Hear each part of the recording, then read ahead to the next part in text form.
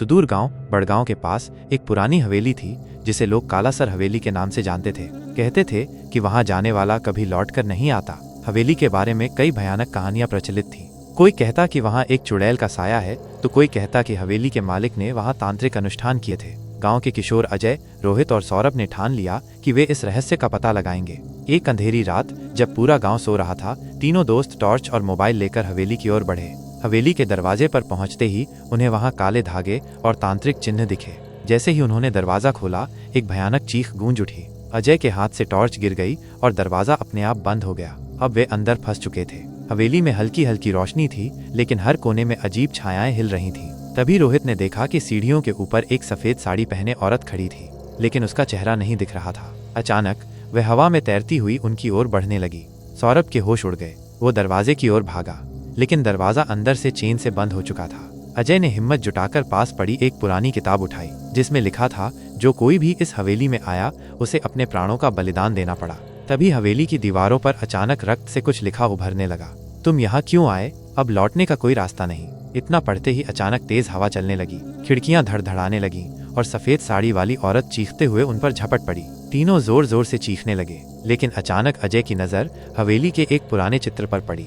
उसमें वही औरत थी, लेकिन जिंदा। नीचे नाम लिखा था, गायत्री देवी। अजय को याद आया कि गांव के बुजुर्ग बताते थे कि गायत्री देवी को उनके लालची रिश्तेदारों ने जिंदा जलाकर मार दिया था और तब से उनकी आत्मा हवेली में भटक रही थी। अजय ने साहस दिखाते हुए जोर से कहा, हम तुम्हें नुकसान पहुंचाने नहीं आए, हमें जाने दो। औरत का भयानक चेहरा अचानक दुख में बदल गया। हवेली में चारों तरफ रोशनी फैल गई और दरवाजा धीरे धीरे खुल गया। तीनों लड़खड़ाते हुए बाहर भागे। जैसे ही वे हवेली से निकले, पीछे से एक जोरदार धमाका हुआ और हवेली धूल में मिल गई। गांव वालों को जब ये पता चला तो उन्होंने कहा कि गायत्री देवी की आत्मा को अब मुक्ति मिल गई। लेकिन उस रात के बाद अजय, रोहित और सौरभ को बार बार एक ही सपना आता। सफेद साड़ी में एक औरत खड़ी मुस्कुरा रही थी और कह रही थी, मैं फिर लौटूंगी। कालासर हवेली के ढहने के बाद पूरा गांव मानने लगा कि अब उस श्राप से मुक्ति मिल चुकी है। लेकिन अजय, रोहित और सौरभ के लिए ये कहानी खत्म नहीं हुई थी। रात को उन्हें अजीब सपने आने लगे। कभी वे खुद को हवेली के अंदर पाते, कभी सफेद साड़ी में वही औरत उनके कमरे के कोने में खड़ी मिलती। सबसे भयानक सपना था, हवेली फिर से बन चुकी थी और अंदर से कोई उन्हें बुला रहा था। एक रात अजय ने देखा कि उसकी खिड़की खुद ब खुद खुल गई और बाहर कोहरे में एक परछाई खड़ी थी। जब उसने ध्यान से देखा तो वही गायत्री देवी वहां खड़ी थी, लेकिन इस बार उसका चेहरा और भी डरावना था। आधी जली हुई खाल, लाल चमकती आंखें और चेहरे पर दहकते घाव। वह धीरे धीरे बोल रही थी, तुमने मेरी मुक्ति नहीं दिलाई, मेरा बदला अधूरा है। अजय पसीने पसीने होकर उठ बैठा, लेकिन ये सिर्फ सपना नहीं था। खिड़की सच में खुली हुई थी। अगली सुबह गांव के लोग इकट्ठा हुए, क्योंकि रामदीन काका अचानक लापता हो गए थे।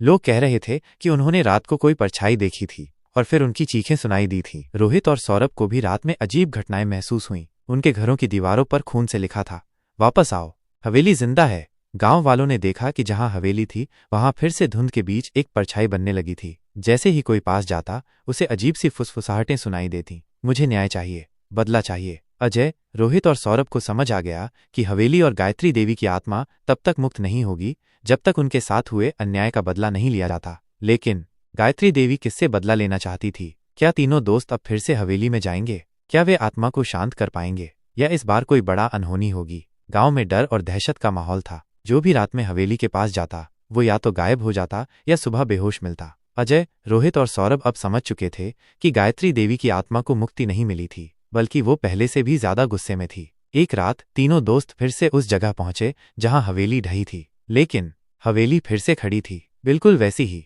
जैसे पहले थी, पुरानी, टूटी फूटी। लेकिन अब उसमें से तेज लाल रोशनी निकल रही थी। हवेली के दरवाजे पर वही रक्त से लिखे शब्द चमक रहे थे, मेरा बदला अधूरा है। अचानक हवेली का दरवाजा खुद ब खुद खुल गया। अंदर से गायत्री देवी की डरावनी हंसी गूंज उठी। अजय ने अपने दादा से सुना था कि गायत्री देवी को जिंदा जलाने वाले सिर्फ उसके रिश्तेदार नहीं थे, उनके साथ गांव के सरपंच ठाकुर वीरेंद्र सिंह भी शामिल थे। उन्होंने हवेली और उसकी दौलत हड़पने के लिए यह साजिश रची थी। अगर हमें आत्मा को मुक्ति दिलानी है, अजय ने कहा, तो हमें ठाकुर वीरेंद्र सिंह को हवेली में लाना होगा।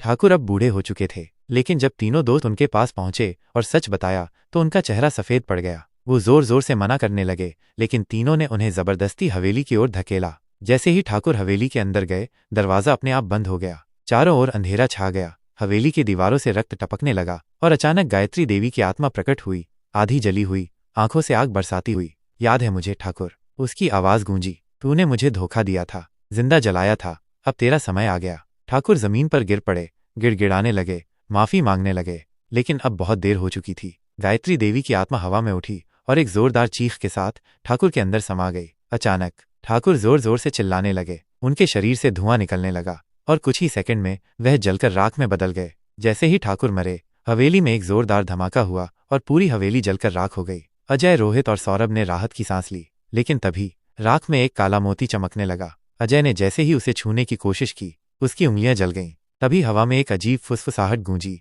ये अंत नहीं है, मैं लौटूंगी। असली अंत या एक नई शुरुआत, समाप्त, या शायद नहीं।